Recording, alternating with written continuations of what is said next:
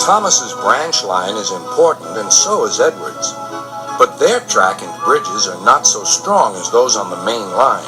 Sir Topham Hatt does not allow the heavier main line engines like Gordon to run on them. But one day, the way Gordon was talking, you would have thought Sir Topham Hatt had given this order for quite another reason. "It's not fair," grumbled Gordon. "What isn't fair?" asked Edward. "Letting branch line diesels pull main line trains." "Never mind, Gordon. I'm sure Boko will let you pull his freight cars sometimes." Gordon spluttered.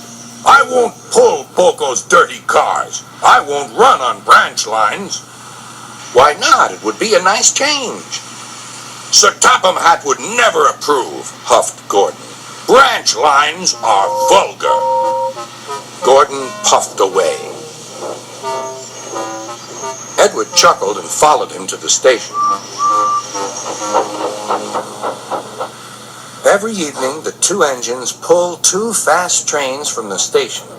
Gordon always leaves first with an express for the main line. Edward follows 5 minutes later with his train for the branch line.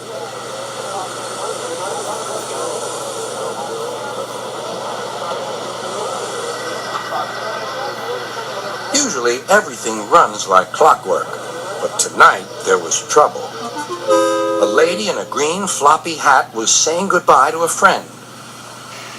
It was nearly time for Gordon to start. The fireman looked back towards the conductor's van and saw something green waving. "Right away, mate." He thought the conductor had waved his flag. Gordon started, leaving luggage, his passengers, and the conductor all standing on the platform. Everyone was very surprised and cross.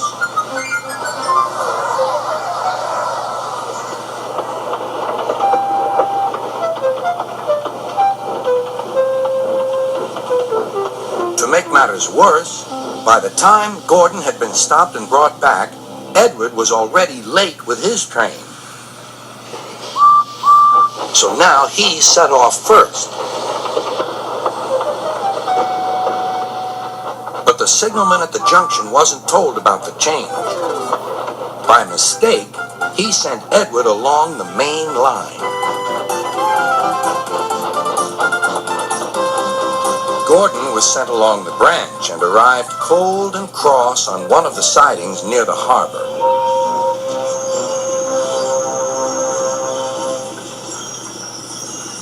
Next morning, Bill and Ben peeked into the yard.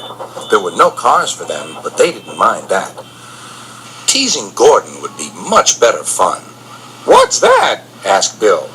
"Shh," whispered Ben. "It's Gordon." "It looks like Gordon, but it can't be. Gordon never comes on the branch lines. He thinks them vulgar." Gordon pretended he hadn't heard them.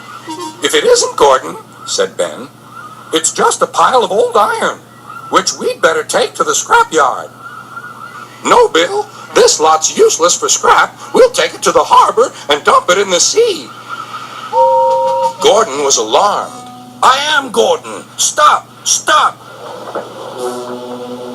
When Boko suddenly arrived, Gordon thought him the most beautiful sight he had ever seen.